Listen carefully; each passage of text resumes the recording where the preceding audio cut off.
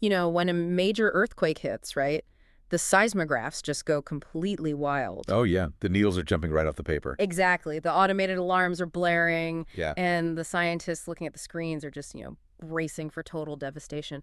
But then you walk outside and, Nothing's falling down. right, the buildings are standing, the traffic is moving normally. It's like the data on the screen completely contradicts the reality you can see with your own eyes on the ground. It creates this really profound sense of cognitive dissonance. Yeah. You're just left standing on the sidewalk, looking at the data, wondering if the machine is completely broken, or if maybe the shockwave just hasn't reached you yet. Yeah, and that feeling that waiting for a shockwave that doesn't seem to arrive, that is exactly what is happening right now with artificial intelligence and the global economy. So, welcome to our deep dive. Glad to be here. Our mission today is to figure out why the massive, technological capabilities of AI aren't toppling the economic buildings just yet. And more importantly, we're going to map out the exact evidence-based playbook for how you and your organization can actually survive when that shockwave finally does hit. Because it is coming. It is coming. And to do this, we are pulling from an extensive brand new paper by Dr. Jonathan H. Westover. He synthesizes this massive forecasting study from the Forecasting Research Institute. And we're talking about insights from 69 top economists and 52 AI experts. Yeah, it's a huge data set. And what we're really looking at here is a critical gap. Yeah. The gap between what the technology can reliably do in a controlled laboratory and how it actually impacts the organizations that you interact with every single day. Right. The underlying tension in all of this research is really how human management either bottlenecks that potential. You'll unleashes it. Exactly. Well, okay, let's unpack this because the core paradox here is just wild to me. The economists in this study looked at what they call a moderate progress scenario for AI by 2030, and they give this a 47% likelihood of happening. So roughly a coin flip. Yeah, almost a coin flip. And under this scenario, by 2030, AI systems could literally be managing semi-autonomous research labs. They could independently complete complex, 5-day software coding projects. Which is a massive leap. Right. We're talking about enabling physical robots to navigate our homes and perform tangible chores. Just massive sci-fi level leaps in capability. And those are capabilities that far exceed what we consider cutting edge today. Right? Yeah. It fundamentally shifts the boundary of what machines can autonomously execute without us holding their hands. But, and here's the crazy part, the economists predict that under this exact scenario, annualized GDP growth will barely budge. Barely move at all. They project it's going to sit around 2.5% by 2030. That is just a hair above the baseline from a few years ago. I mean, we are looking at a world where robots are doing our chores, they're running scientific labs, but the macroeconomy is just humming along at the exact same speed as before.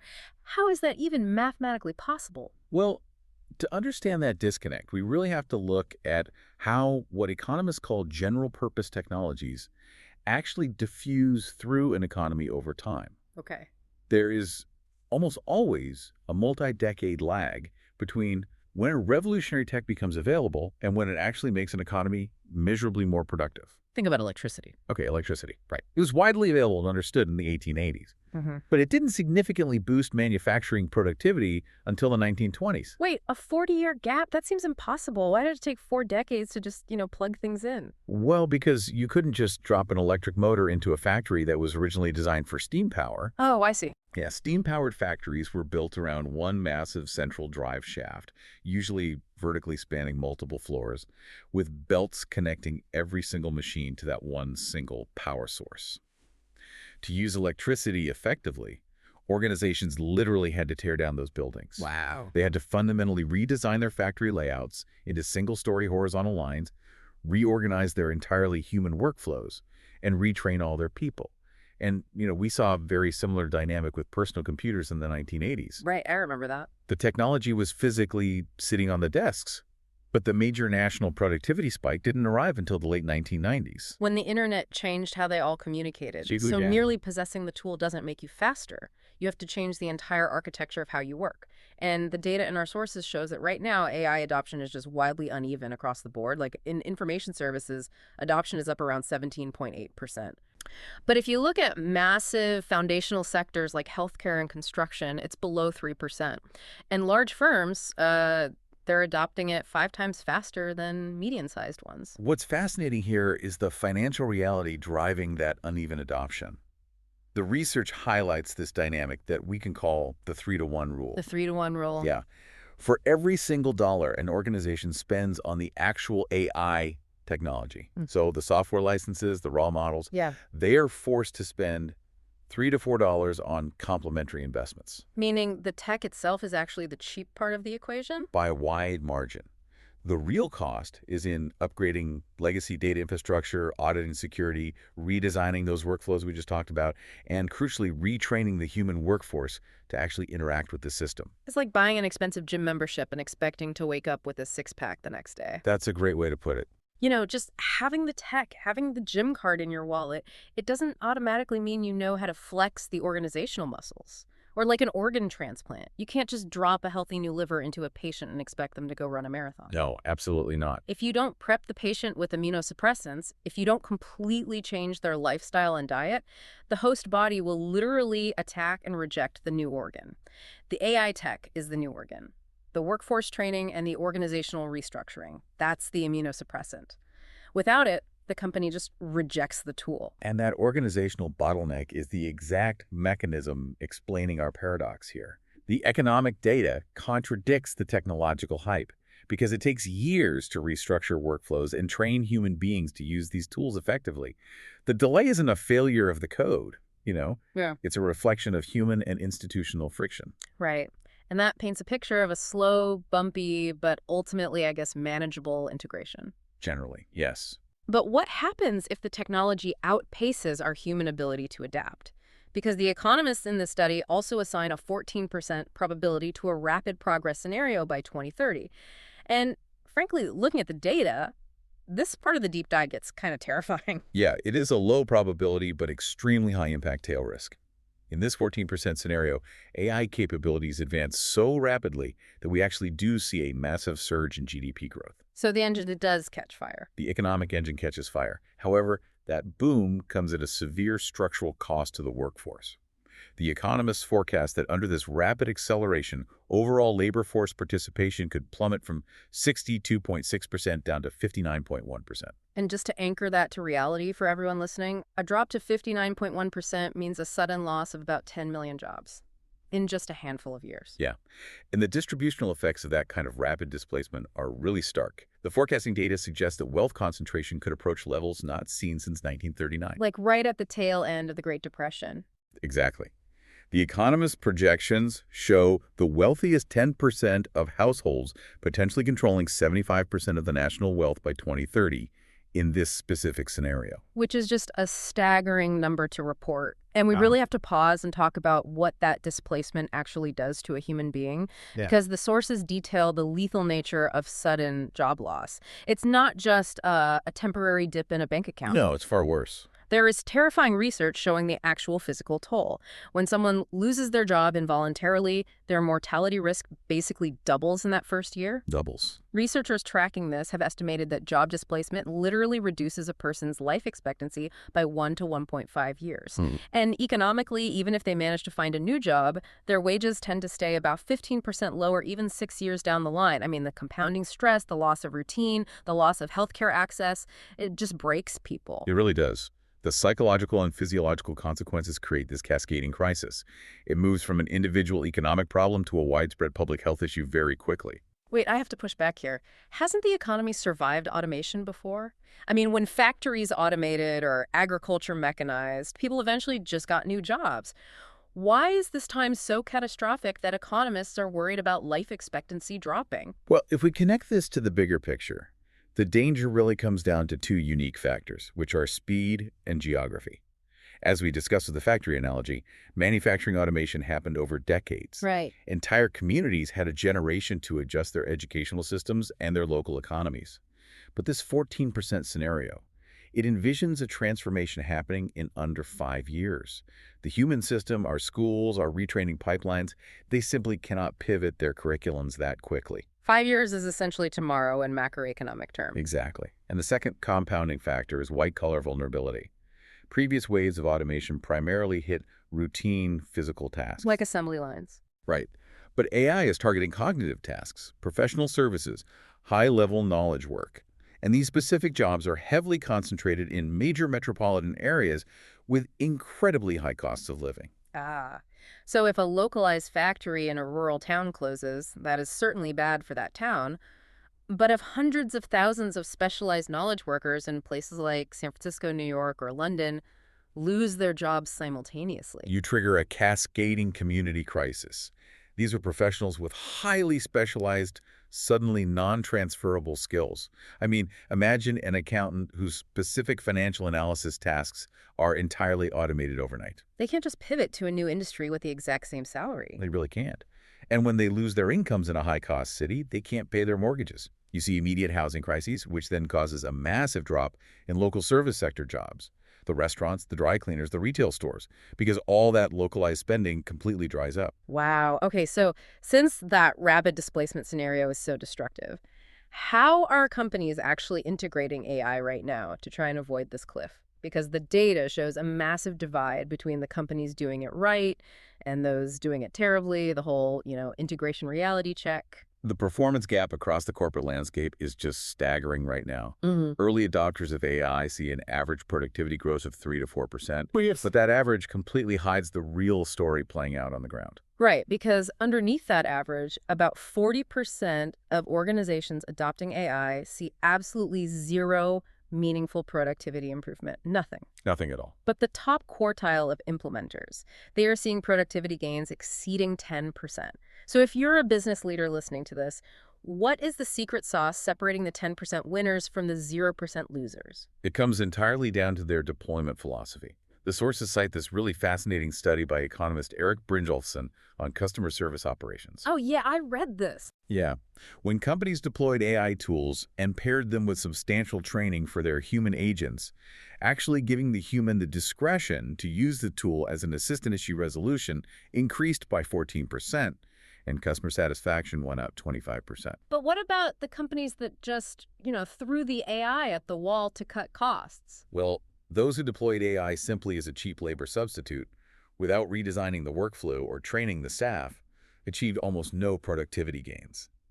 And the mechanism here is critical, right? They ended up with angry customers trying to navigate a rigid, unhelpful automated system and incredibly frustrated human agents who were only brought in to clean up the mess when the AI failed. And without having the authority to actually fix the underlying issue. Exactly. Here's where it gets really interesting to me. It's like handing a teenager the keys to a Formula One car without driving lessons. That's perfect, yeah. Of course they're going to crash. The defining characteristic of that top quartile of companies is that they utilize automation strategies emphasizing worker augmentation rather than replacement. They recognize that the tech without training is basically a liability. The AI tool's potential depends entirely on the workforce's ability to steer it. Absolutely. So if workforce training is the differentiator between a 10% productivity boom and a 0% bust, what does a successful corporate retraining playbook actually look like? Because we aren't just talking about making employees watch a couple of mandatory online video modules. Not at all. The economists in the study identified systemic job retraining as their absolute top policy recommendation. They calculated that robust structural retraining programs could theoretically save 2.76 million workers from dropping out of the labor force in that rapid progress scenario we discussed earlier. Almost 3 million lives structurally saved. And we have concrete examples of companies executing this right now, like Salesforce and their Pathfinder program. A few years ago, they realized AI was going to severely reduce the demand for certain routine CRM roles. But instead of just waiting to fire those people, they identified the at-risk roles early. They mapped out adjacent skills those employees already had, and they successfully transitioned about 80% of the targeted employees into completely new technical positions. And that early identification and mapping process is really crucial to understand. They didn't just look at a job title. They looked at the underlying meta skills. Meta skills. Yeah. A customer service representative might use the specific software, but their actual valuable meta skill is complex problem solving, empathetic de-escalation, navigating ambiguous client needs. Salesforce mapped those human meta skills to new AI-augmented roles rather than just discarding the employee because their old software became obsolete. Amazon's Career Choice program is another fascinating model here, too. They are literally prepaying 95% of tuition, up to $12,000 a year, for their employees to get credentials in high-demand fields, even if those fields are completely outside of Amazon's corporate structure. Which is incredible. It's an acknowledgement that real financial support is the mechanism for meaningful transition. Training programs without deep financial backing have drastically lower completion rates because employees simply cannot afford the time away from earning. Right. And when displacement is ultimately unavoidable, transparency becomes the most critical tool a company has. IBM, for example, gave a 3-year advance notice for AI-driven layoffs. 3 entire years. I mean, that completely changes the psychological dynamic of a layoff. You aren't just handed a cardboard box on a random Friday afternoon and told to clear your desk. You have a multi-year runway to develop new skills while still earning a paycheck. It's a game changer. And Accenture did something similar, right? They replaced 3,000 back-office workers with AI automation, but they offered them alternative internal roles, structured external placement, or, and this is wild to me, actual seed capital to start their own independent consultancies. Yeah, and this raises an important question, which brings us to a foundational element of organizational psychology called procedural justice. The fairness of the process matters just as much as the outcome itself. Let's play devil's advocate for a second, though. What does this all mean for the bottom line? Does a company actually have an obligation to save every single job, to give out 3-year runways and seed capital? In a fast-moving, hyper-competitive economy, isn't that just objectively bad business? Well, it's not about saving every job, and it's not about charity for the departing workers. It is fundamentally about the survivors. The survivors. Yeah. There is a well-documented phenomenon called layoff survivor syndrome. The organizational commitment, the daily performance, and the retention of the remaining employees strongly depends on how they witness their departing colleagues being treated. Oh, wow. I see the mechanism there. If I watch my company treat my friend terribly, my own productivity tanks because my brain is suddenly consumed with anxiety, I know I might be next. Exactly. You lose psychological safety. Instead of spending your cognitive load figuring out how to optimize the new AI tool, you spend 40% of your workday updating your resume, networking, and scanning the horizon for your own pink slip. Right. If the layoff process lacks procedural fairness, if it's sudden, unexplained, and cruel, the survivors actively disengage. Performance deteriorates, and your absolute best remaining talent voluntarily quits because they have options elsewhere. So, treating displaced workers with dignity is actually a selfishly brilliant business strategy to preserve the morale of the exact people you need to run your new automated systems. So for those employees who do stay, who survived the transition and are now tasked with running these systems, their jobs are going to look completely different. How are these top-tier organizations actually designing the roles of the future? Because we are really entering the era of the human AI cyborg organization. The cyborg organization, I like that. The focus shifts heavily toward developing strategic, human complementary roles. The goal is to pair the machine's computational speed and pattern recognition with human judgment, ethical reasoning, and contextual understanding. So AI becomes the ultra-fast calculator, but the human is the mathematician deciding which equation actually matters to the customer. Precisely. We see this playing out perfectly in healthcare right now. Forward-thinking hospitals aren't firing their radiologists. They are creating AI liaison roles. The AI acts as the calculator, instantly flagging the standard scans and highlighting potential tumors. But the experienced human radiologist supervises the edge cases, the weird anomalies the AI hasn't seen before, and communicates those terrifying diagnoses to a frightened patient with actual empathy. Empathy is key. And we see a similar model at USAA in the financial services sector. They deployed bots to handle all the routine, straightforward account inquiries. Like checking balances. Right. But rather than pocketing the savings by firing staff, they freed up resources to create specialized financial advocate roles. These human advocates step in to handle complex, emotionally charged situations like military deployments, sudden disability claims, or survivor benefits.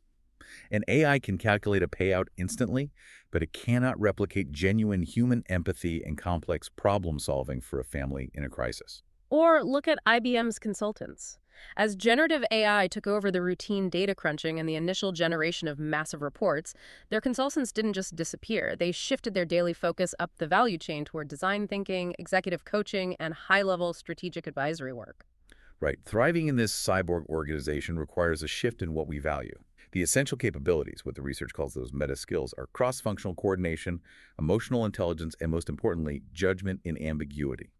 AI is excellent at clear rules. Humans are required when the rules contradict each other. But to support that kind of high-level human judgment, organizations have to cultivate cultures of psychological safety. Google's internal research famously found that psychological safety, The feeling that you can experiment, pitch a wild idea, and fail without being punished is the single strongest predictor of team success. If you want people to steer the AI compass, they have to feel safe grabbing the wheel. And you have to actually give them the time to experiment. The sources highlight Atlassian's Ship It days. They give employees 24 hours a quarter to just drop their normal tasks, work on any project, explore new skills, and experiment with new tools. You cannot expect a workforce to master an alien technology if they are constantly drowning in their standard daily deliverables. Right. You also have to decentralize the leadership. Look at ING Bank. They eliminated their traditional rigid hierarchies and moved to autonomous squads.